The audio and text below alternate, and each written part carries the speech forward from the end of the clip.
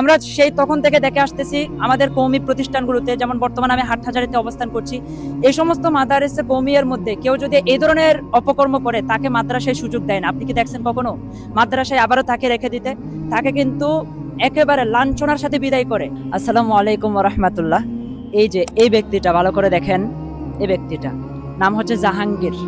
তো এই ছেলেটা যে বিষয়টা নিয়ে এই মুহূর্তে কথা বলবো, আমাদের মাদারে ইলমি যেই প্রতিষ্ঠানে আমরা দীর্ঘ ৫-৬ বছর ধরে লেখাপড়া করছি, মাদ্রাসার নাম হচ্ছে ২০০০ আজিজিয়া কাসেমুল উলুম মাদ্রাসা। তো এই মাদ্রাসায় আমাদের অনেকগুলো স্মৃতি কিন্তু জড়িয়ে আছে। সে মাদ্রাসায় আঙিনায় ঢুকে মাদ্রাসার ছাত্রদেরকে, এই যে ছোট ছোট হেফজ বিভাগের ছাত্রদেরকে ধরে ওয়াহাবি ইত্যাদি ট্যাগ লাগিয়ে বিভিন্ন কুরুচিপূর্ণ মন্তব্য করেছে। তো আমি এই টপিক নিয়ে ভিডিও বানাতাম না, বিষয়টা দেখতেছি না বললে হচ্ছে না। সে ভিডিওটি আপলোড দেওয়ার সাথে সাথে অনেকেই প্রতিবাদ করছে মাদ্রাসার ছাত্রবৃন্দদের মধ্য হতে। তো প্রতিবাদ করার পরে সে দেখি ভিডিওটা দ্রুত রিমুভ করে দেয়। তো ভিডিওটা সে আপলোড করার সাথে সাথে সোশ্যাল মিডিয়াতে ছড়িয়ে যায় এবং দেখা যাচ্ছে যখন বিভিন্ন দিক থেকে প্রেশার আসতেছে তখন সাথে সাথে ভিডিওটা সে রিমুভ করে দেয়। তো এবং পরবর্তীতে সে একটা ভিডিও দেয় যেটাতে সে ভুল স্বীকার করে। হ্যাঁ, তো এতে করে আমি চিন্তা ভাবনা করছি যে যেহেতু সে ভুল স্বীকার করছে তাহলে এই টপিক নিয়ে আর ভিডিও বানানো উচিত না। কিন্তু পরবর্তীতে আজকে না গতকালকে সে আরেকটি ভিডিও আপলোড দেয় যেখানে সে আবারও এই যে উস্কানিমূলক কথাবার্তা বলতেছে। আমার কথা হচ্ছে যে সে তার দাবি হলো তোমরা যে আমাদেরকে এই যে বেদাতি বলো, এটা বলো, আমরা তো কোনো প্রতিবাদ করি না। আমরা যখন তোমাদের বিরুদ্ধে কথা বলি অথবা কওমির বিরুদ্ধে কথা বলি তখন তোমরা কেন আমাদের উপর উতলাইয়ে পড়ো?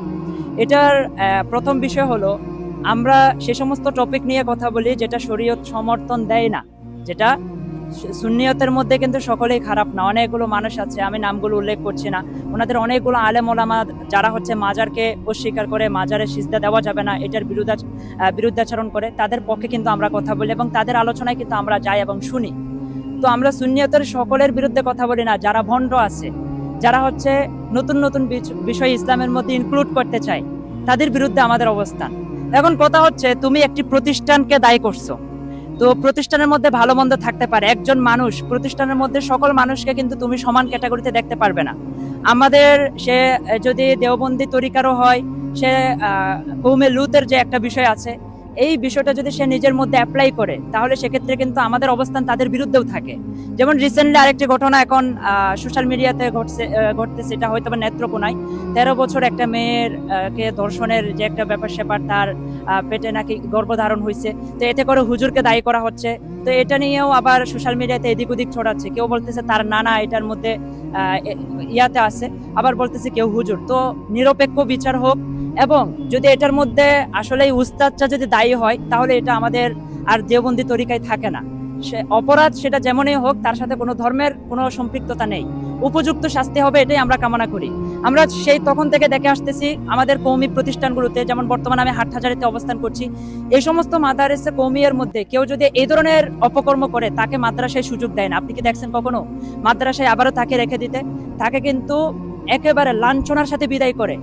তো আজকের এই সময় এসে খুবই দুঃখের সাথে বলতে হচ্ছে যে আপনি একটি প্রতিষ্ঠানকে দায়ী করছেন এবং সেই সাথে আপনি আবারও মাদ্রাসার বিরুদ্ধে কথাবার্তা বলতেছেন।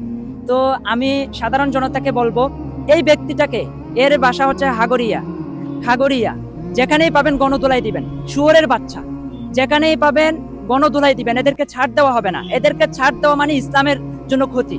তুমি যেই পালন করো না কেন, ইসলামের পক্ষে তুমি সুন্নি করো, যেটাই করো না কেন, আমাদের অবস্থান থাকবে বেদাতে, যারা মাজারে সিজদা দেয়, যারা মাজারে গিয়ে বাবার কাছ থেকে সন্তান খুঁজে, আল্লাহর কাছে না গিয়ে মাজারে যায়, তাদের বিরুদ্ধে আমাদের কথাবার্তা। তুমি যদি সে সমস্ত বিষয়গুলোকে উপেক্ষা করে চলতে চাও তাহলে তাতে তো কোনো সমস্যা নাই।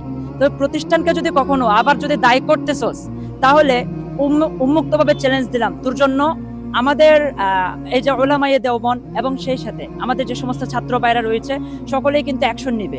সুতরাং এই সমস্ত সেনসিটিভ বিষয়গুলো নিয়ে সামনের বার থেকে কথা বলতে অবশ্যই সতর্কতার সাথে কথা বলবি, অন্তত পক্ষে 100 বার ভেবে চিন্তে তারপর একটি ভিডিও পাবলিশ করবি। ধন্যবাদ গাইস, ভিডিওটি প্রত্যেকে প্রচারের সাথে শেয়ার করে দিবেন।